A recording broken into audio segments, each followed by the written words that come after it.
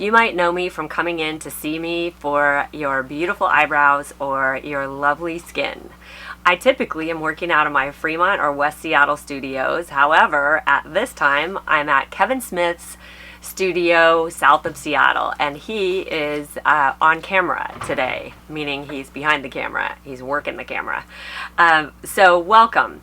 The purpose of this is to create some 15-minute expert sessions on eyebrows and skin while your brow artist, like me, or your facialist, like me, is shut down.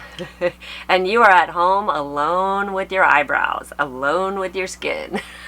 And we all know that can be a little dangerous. At least my clients know that I will have a lot of advice for you and a few do's and several don'ts while you're alone with those eyebrows in your skin. So first, we're going to focus on eyebrows today. Okay, so I am going to give you a few things that you can do and opportunities that will be wonderful for you to take advantage of while you're at home. And then also start out with a couple of things that I definitely don't want you to do if you're my client, like over tweezing or over trimming. So anyone who's come in to see me, especially for the first time, they always get the conversation that goes like this. Okay, take one finger, put it in between your eyebrows. Anything under that finger, you can tweeze in between now and our next appointment. However, we don't know when that's going to be. So I'm going to give you a few better tips and more detailed. All right, so first, I'm not a pro just yet, so I have to look down at my notes. You're going to get to see my eyeshadow. So the first rule is the half rule, the 1/2 rule. So if you're going in to tweeze your eyebrows or trim your eyebrows, if you are going to trim a certain hair, trim half as much as you think you want to. That will keep you safe until our next appointment or until your next appointment with your own brow artist. And the same thing goes with tweezing. Tweeze half as much as you think you should. If you're going to tweeze 2 hairs, that means tweeze just 1. And try to keep balance in mind. So if you're thinking about the reason that I give the 1 finger leeway to people, it's because people often tweeze too far to each side of their nose and they create a big space there.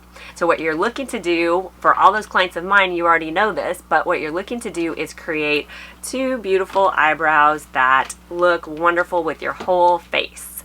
And if you create too much space in between there, what people notice is the space, not your beautiful face. So we want to avoid that.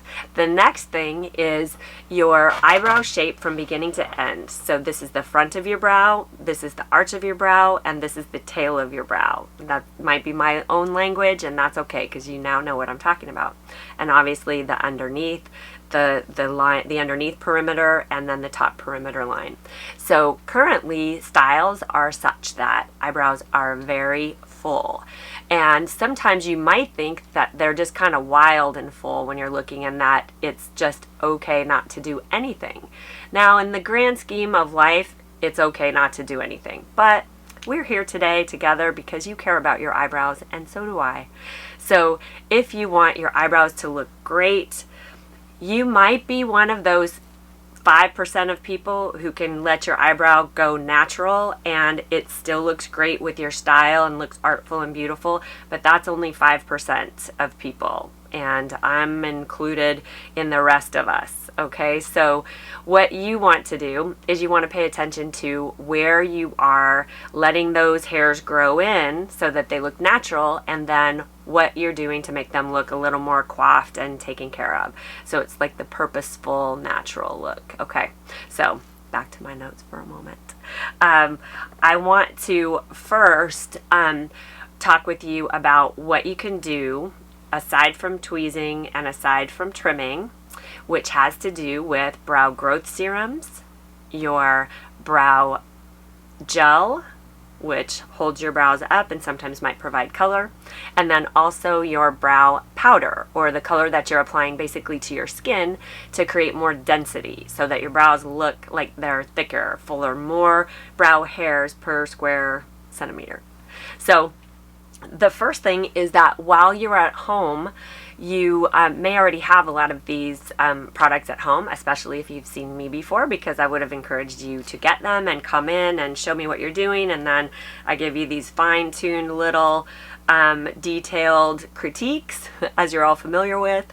And so since I can't do that right now, the one thing I want to let you know is you may, if you're my client, already have brow powder. But if you don't have brow powder, now is the time to either order, or if you need to make a little trip to the drugstore for essentials or even a Target. This inexpensive line, by the way, I'm not sponsored by anyone, so this is just me sharing things with you. So this inexpensive line right here has great brow powders that are really pretty forgiving. You can make mistakes and it's not too big of a cost for you.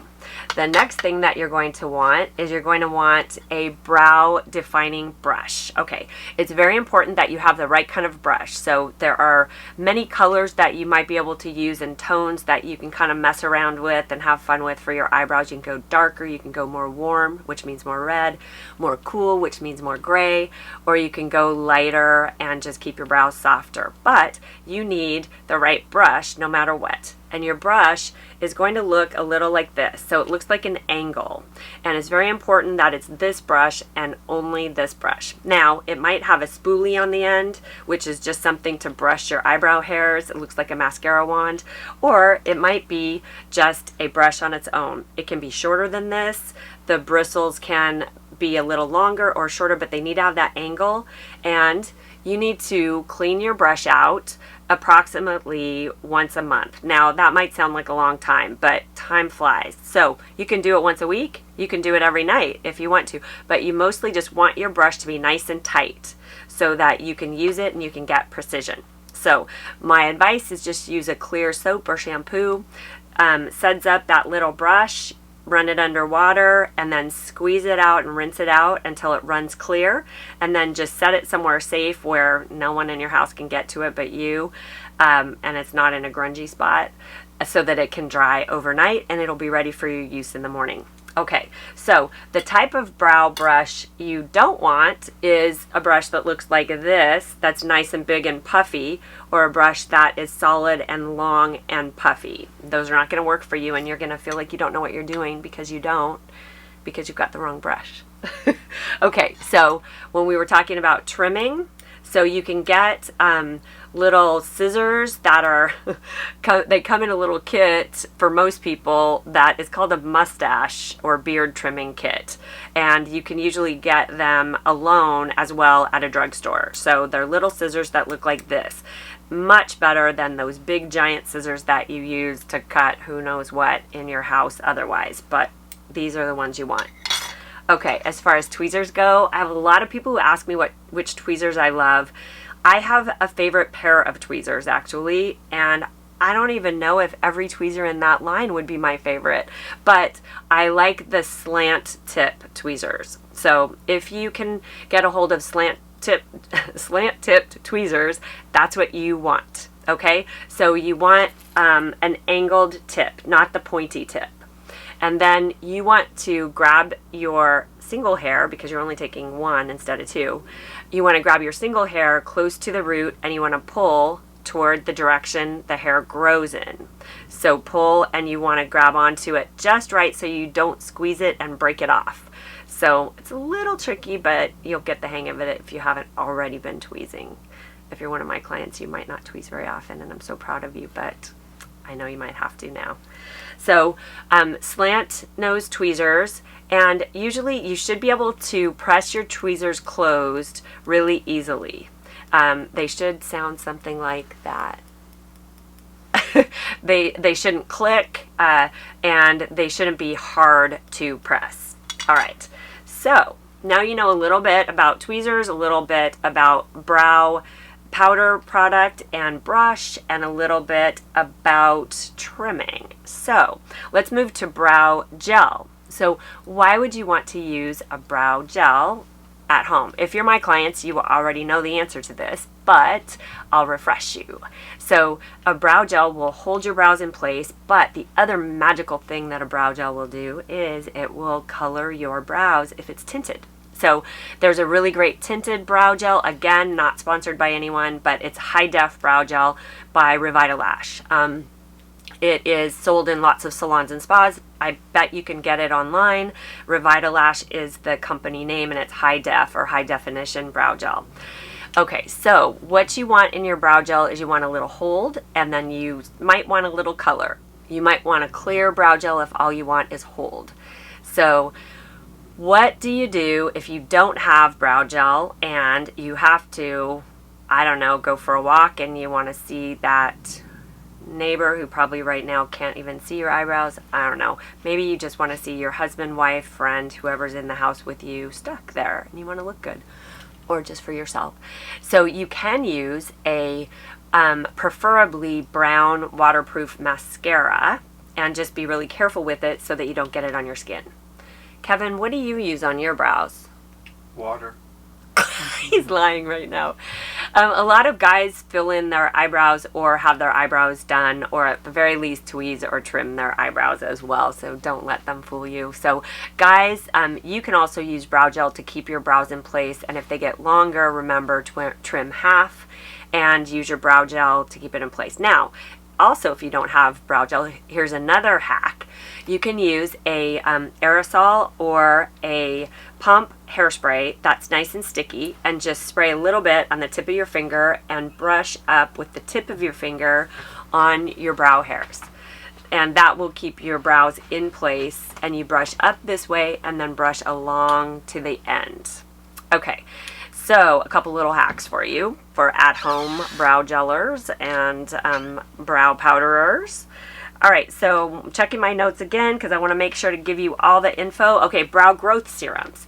Okay, so where do you put them, how much and how often, and which brow growth products? If you guys don't know what I'm talking about, I understand, but most of my clients, you do understand already what I'm talking about. So we're talking about the formulation that originally was created for glaucoma, and they discovered that it grew lashes as well, and we know that it also helps to grow in brows. So if you're someone who has brows that are not very dense and there are areas you want to repopulate or populate, brow growth products work pretty darn well.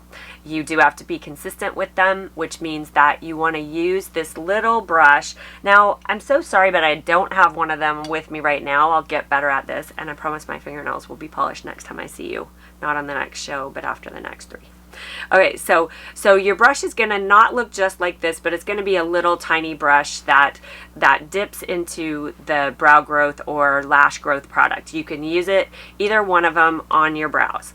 And what you want to do is you want to get that little bit of liquid at the base of where your hair is going to grow from. So in other words, you don't want to put it right at the top of the front of your brow, because then you're going to get brows growing up further, and you don't really want that. At least that's not the style right now. But you want to go so at the low end of your brow, so the underneath perimeter line, and then you can make one more little line in the middle. So then that way you have the highest chance of getting those hairs to grow where we want them to grow. And then you can take a little line and go down along the lower perimeter of your brow, so that you're getting that product right along your lower brow. You can take it up to your arch and just make a little kind of almost a triangle at the top of your arch, and then follow your tail down to the tip of it. And that is a good basic way to use the little brush and the brow growth product. Okay, now the little brush doesn't want to be soaking wet. It just wants to feel cold to you, so that you know that there's some product on it. That way it will last a really long time. Now with your eyebrows, you can use it twice a day if you want to on your brows. You can't do that on your lashes or your lash line. That's too much. But you also want to be consistent, and you want to use it every single day. Every single day. And you want to do that for a minimum of 4 to 6 weeks, and that's when you start seeing results. I can often see results with my clients who I see about every 2 to 6 weeks, faster than they can, because I'm used to looking at every single hair, so I'll notice it. And I've been doing this for long enough where I've had clients who have used brow growth product for a long time. We've seen results. They've stopped using it just for any random number of reasons, and we've noticed the hairs waning again. They've started using it and the hairs have come back. So I have great evidence this really works. Which ones should you use? Again, no sponsors here. The ones that I love because I noticed they work well are Lilash, that's Lilash, Revitalash. Jan Marini has a lash and brow growing product. Again, you can use the lash or the brow for your brows.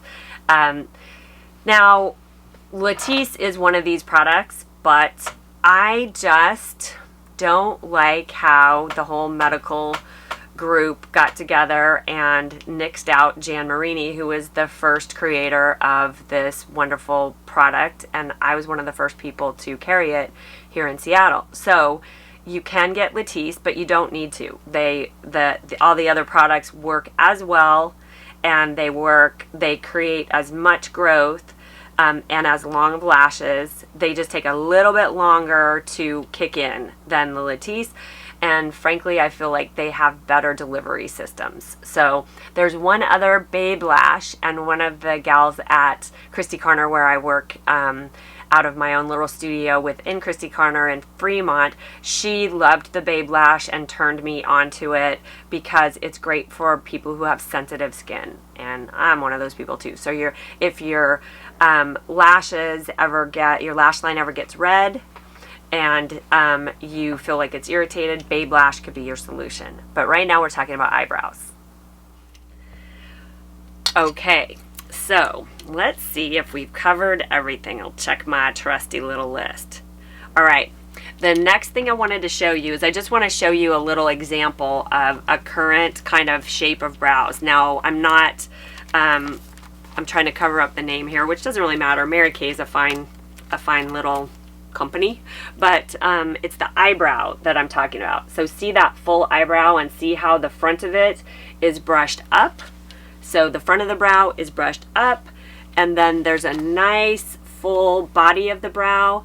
There is a soft arch, so we're not seeing that super angular pointed arch and the thinner, really precise arch anymore. We're seeing a more full, more soft brow, and that doesn't mean if you don't have that kind of a brow that your brows don't look good and that they're not going to look pretty on you. And in fact, I have many clients who don't have brows that are that full. But you can also use your brow powder and your brow gel to make your own brows fuller. Like, I like to talk about the sprouts. So those are the hairs at the fronts of your brows, and you can brush those straight up either with that little hairspray trick or your brow gel, and that will give you a little extra width for the fronts of your brows. You can do the same thing. I call it the all up, which means all of your hairs get brushed up. Now, for a lot of people, their brows won't stay up like that without something pretty strong. The high definition brow gel that's also tinted and has a great color to it,